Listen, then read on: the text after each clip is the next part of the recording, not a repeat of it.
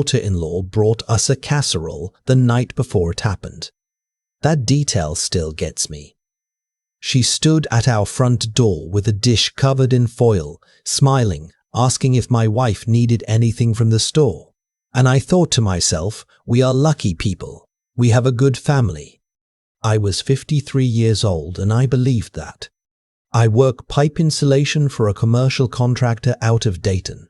It's not glamorous, but it pays well, and after 30 years I know every inch of a building's guts the way some men know scripture. I can walk into a structure and tell you where the heat escapes, where the cold gets in, where something is hiding that shouldn't be. My hands know things my brain hasn't caught up to yet. That Monday I came home 2 hours early. My lower back had been flaring since Thursday, and by noon I couldn't bend without seeing white. My foreman sent me home. I drove the 40 minutes from the job site on 75 South with the seat heater on and the radio off, which is how I know something was already wrong with me that day. I always have the radio on. The house was quiet when I pulled in. My wife's car was in the driveway. My son's truck wasn't, which made sense. He was at work. His wife, my daughter-in-law, her car wasn't there either. But the basement light was on. I could see it through the small ground-level window on the side of the house, that thin strip of yellow light against the November gray.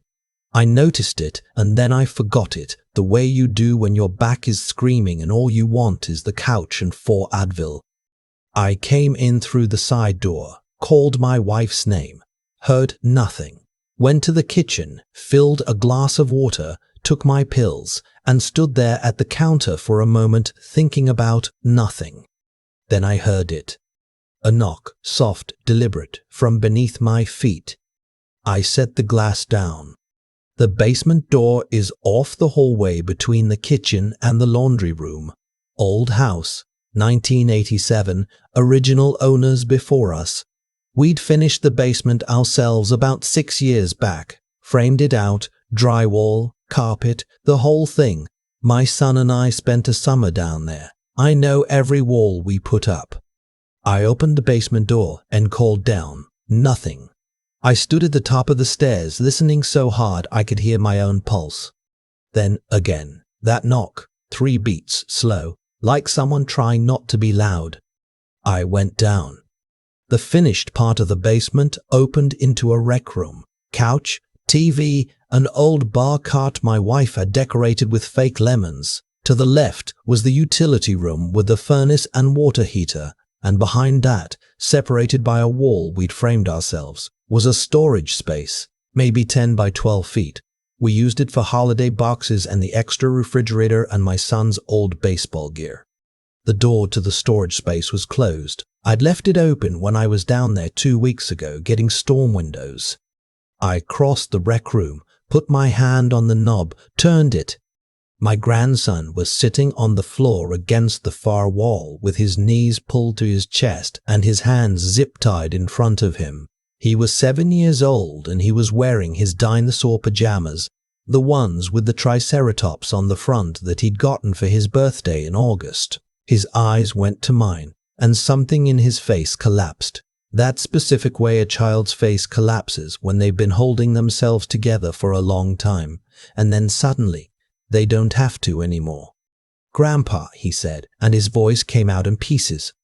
I don't remember crossing the room. I remember being on my knees in front of him and my hands shaking so badly I couldn't get the zip tie off, and I was saying his name over and over, like it was something I could hold on to.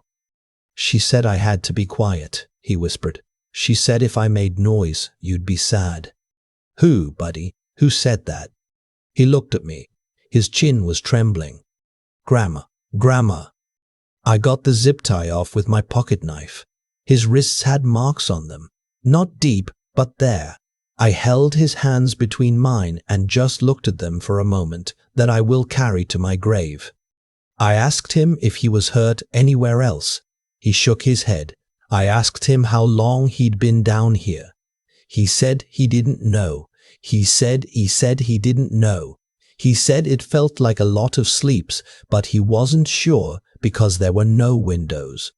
He was hungry. He was thirsty. He was cold. I took off my jacket and wrapped it around him and picked him up, 53 years old and a bad back. And I picked him up like he weighed nothing, because he did. He weighed nothing. He weighed less than my fear. And I carried him upstairs. I sat him at the kitchen table with a glass of milk and the last of a sleeve of crackers I found in the cabinet, and I stood there watching him eat like I'd forgotten how to move. He was eating the way kids eat when they're starving, but trying to seem okay. Carefully. Too carefully. For 7. I called 911. Then I called my son. The pause on the phone when I told him, that pause was the longest sound I have ever heard. It went on and on, that silence, and I could hear him breathing, and then I heard him make a sound that I am not going to describe because it belongs to him, and I will not could it describe because it belongs to him, and I will not put it here. He left work without telling anyone. He was at the house in 22 minutes. I timed it. The officers arrived before he did. 2 of them, then 4, then more. They were good with my grandson. One of them, a young woman, maybe 30, sat with him at the kitchen table and let him show her the dinosaur on his pajamas and explain very seriously that the Triceratops was actually more defensive than offensive, which is something he'd told me 15 times and which I was grateful to hear again. I took one of the detectives aside and told him about the storage room, about the zip ties. I'd put them in my jacket pocket, still attached to my grandson's wrists. He looked at me in a way that made my stomach drop. "Sir," he said, "is there anything else in that storage space?" I said I didn't think so. Just the holiday boxes, the old refrigerator. He stopped me.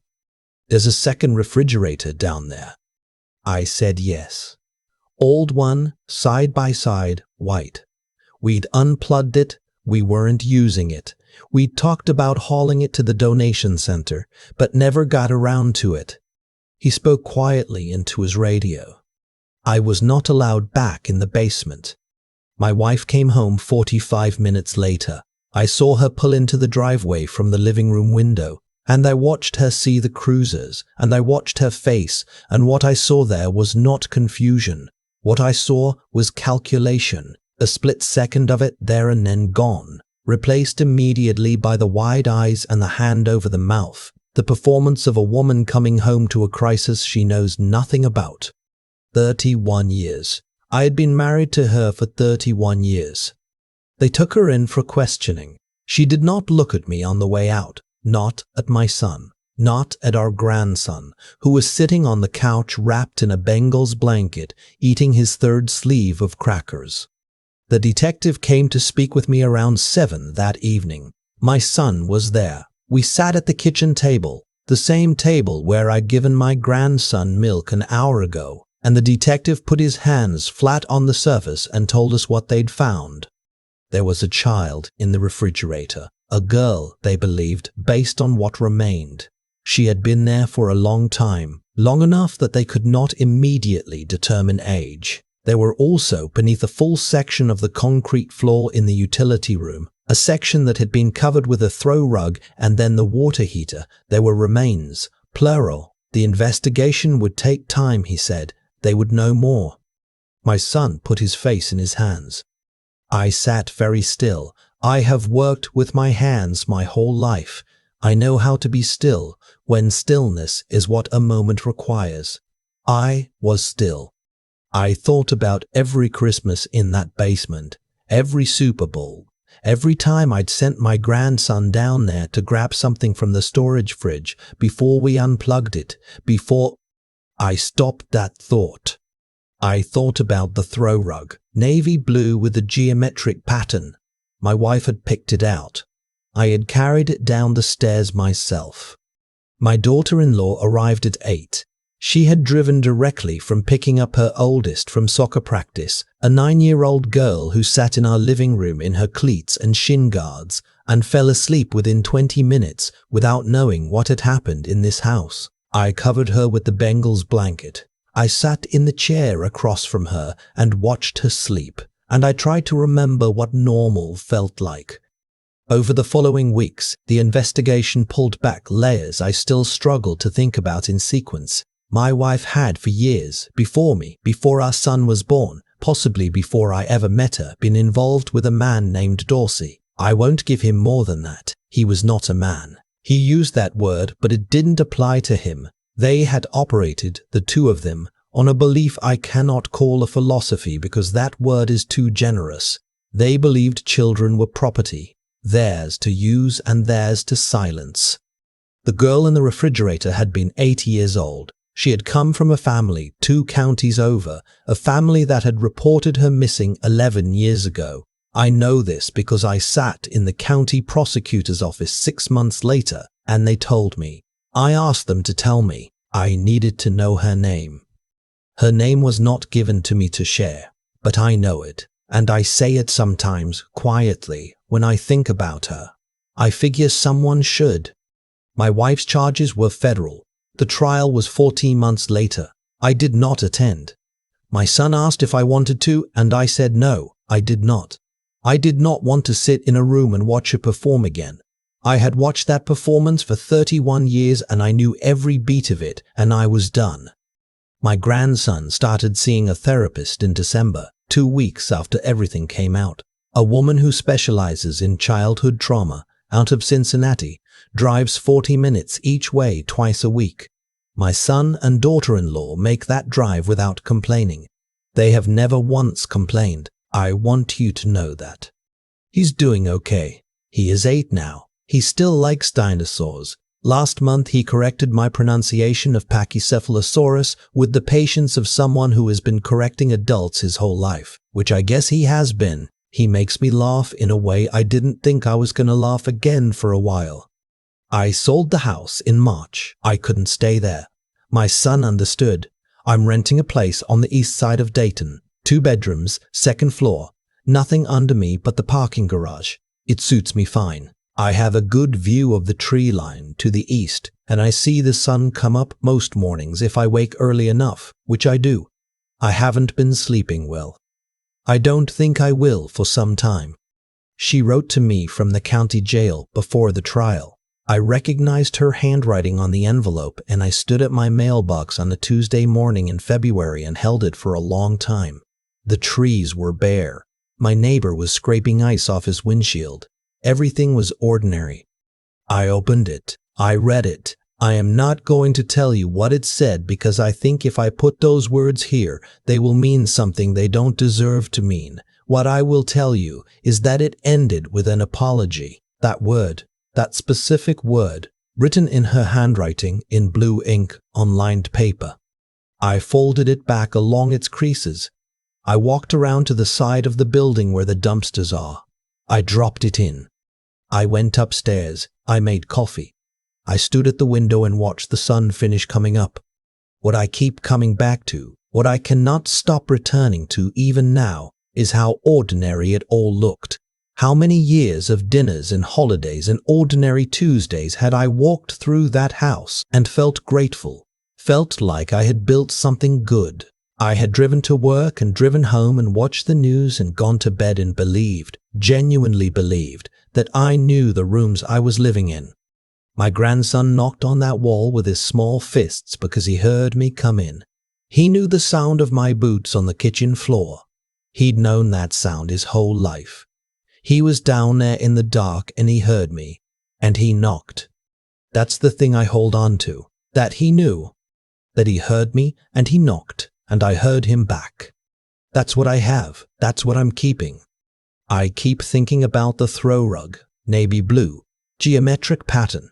I carried it down those stairs myself, helped push the water heater into place over what was underneath it. I did that with my own hands, and I didn't know, and I have spent a long time sitting with the question of whether not knowing is enough, whether it absolves anything. I think it does. But I also think that's the wrong question. The right question is what you do with the knowing once you have it. And what I keep coming back to is my grandson, 7 years old, in dinosaur pajamas, sitting in the dark, deciding to knock. He didn't scream. He didn't panic. He listened for my boots on the floor above him, and when he heard them, he made a choice. 3 knocks, slow and deliberate. A 7-year-old exercising more judgment than most adults I know. Nobody told him that specifically. Nobody sat him down and said, if you are ever locked in a basement, conserve your energy, listen for familiar sounds, signal without giving yourself away. He figured it out. Kids do that when you've raised them right. Or when someone has loved them well enough that they trust their own instincts. That kind of thinking doesn't come from nowhere. It comes from being heard, consistently, over years, until a child believes that their voice matters enough to use it even in the dark. I failed him in a way I cannot fully measure. I shared a house and a life with someone who was capable of what she did, and I did not see it. I was not looking in the right places. I was looking at what was presented to me, the casserole dish, the smile at the door, 31 years of ordinary Tuesdays, and I called it a life and felt grateful. That was not wisdom. That was comfort mistaken for clarity. What I understand now, in a way I couldn't have articulated before any of this, is that paying attention is a moral act, not paranoia, attention. The kind that asks, does this add up? Does this feel right? Is this child okay? Are the rooms I walk through every day actually what they appear to be? Goodness isn't passive. It isn't just the absence of bad intentions. It requires you to look and to keep looking, even when everything appears fine. Especially then. My daughter-in-law drives 80 miles round trip twice a week, so my grandson can sit in a room with someone who helps him process what happened to him. She has never once framed it as a burden. That is character, the kind that doesn't announce itself, the kind that just shows up twice a week, 40 minutes each way, in a minivan with a kid in the backseat who still knows everything about Pachycephalosaurus. She and my son are rebuilding something. So is he, my grandson. So am I in my 2-bedroom apartment with the good view east, watching the sun come up on mornings when sleep won't stay. Rebuilding takes longer than breaking does. That's just the math of it. But what I've learned, what this whole thing has carved into me, is that the people who come back from hard things are not the ones who were never knocked down. They're the ones who decided, in the dark, to knock back. My grandson taught me that. 7 years old, in the basement, in the cold. He knocked.